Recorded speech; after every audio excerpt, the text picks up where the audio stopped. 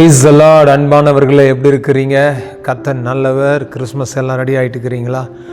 கர்த்தர் உங்களை ஆயத்தப்படுத்துவாராக. எல்லா தேவைகளை சந்தித்து கர்த்தரே இறங்கி உங்களுக்கு சகாயம் செய்வாராக. நான் உங்களுக்காக ஜெபம் பண்ணுறேன்.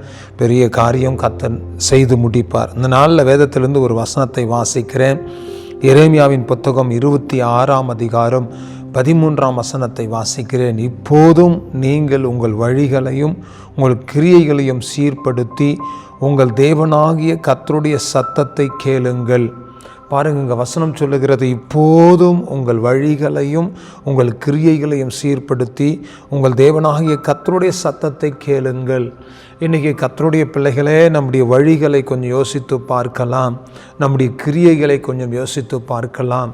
கர்த்தருக்கு விரோதமான வழிகள், கர்த்தருக்கு விரோதமான கிரியைகள், கர்த்தருக்கு விரோதமான காரியங்கள் செய்வதை விட்டுவிட்டு கர்த்தருடைய சத்தத்தை கேளுங்கள் என்று வசனம் சொல்லுகிறது.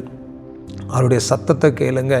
அவர் என்ன சொல்கிறாரோ, அவர் என்ன பிளான் வச்சுருக்கிறாரோ, அவருடைய வழிகள் என்னவோ, அவர் எதை செய்ய விரும்புகிறாரோ அந்த காரியத்தை கொஞ்சம் கேளுங்க.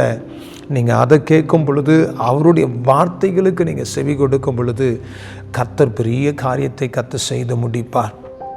தேவனுடைய பிள்ளைகளை, இன்றைக்கி மனுஷ சத்தத்தை கேட்குறோம், சில நேரத்தில் பிசாசனுடைய சத்தத்தை கேட்கிறோம்.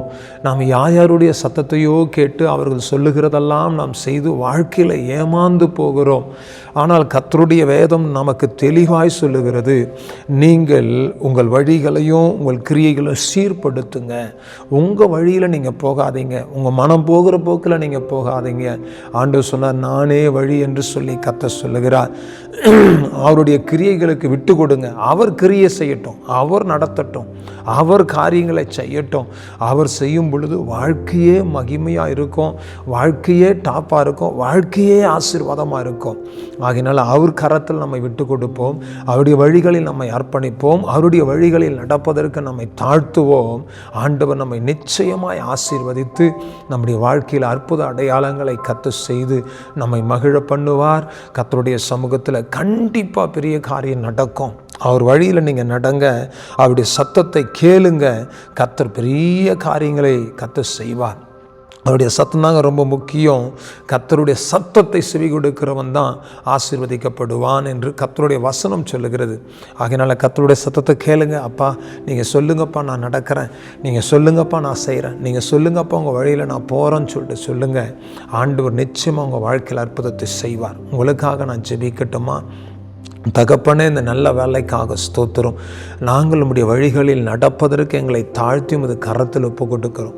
ஆண்டவரே, நீர் எங்களை கழுவி சுத்திகரித்து, ஆண்டவரே, என்னுடைய பாதைகளை சீர்படுத்துகிறோம், எங்கள் வழிகளை சீர்படுத்துகிறோம். தகப்பனே, இந்த பிள்ளைகளுடைய காரியங்களை மன்னித்து கழுவி சுத்திகரித்து உம்முடைய சத்தத்திற்கு செவி கொடுத்து அந்த வழிகளில் நடக்க கர்த்தர் உதவி செய்யுங்க. ஆண்டவரை பரிசுத்தப்படுத்தும், உங்கள் நாமத்தை மையப்படுத்திக் கொள்ளும். அற்புதங்கள் நடக்கட்டும். ஹல்லேலூயா. ரகாலாமா சியாந்தா ரபாலாத்தியா. கர்த்தர் தொடுங்க, பெரிய காரியங்களை செய்யுங்க. மூடி மறைங்க, நடத்துங்க. உம்முடைய நாமம் மையப்படட்டும். ஆசீர்வதியும் பொறுப்படும், மூடி மறையும். இயேசு கிறிஸ்துவின் நாமத்தினால் ஆசீர்வதித்து ஜெபிக்கிறோம் நல்ல பிதாவே. Amen, amen, amen. God bless you. கர்த்தருடைய வழியில் நடங்க.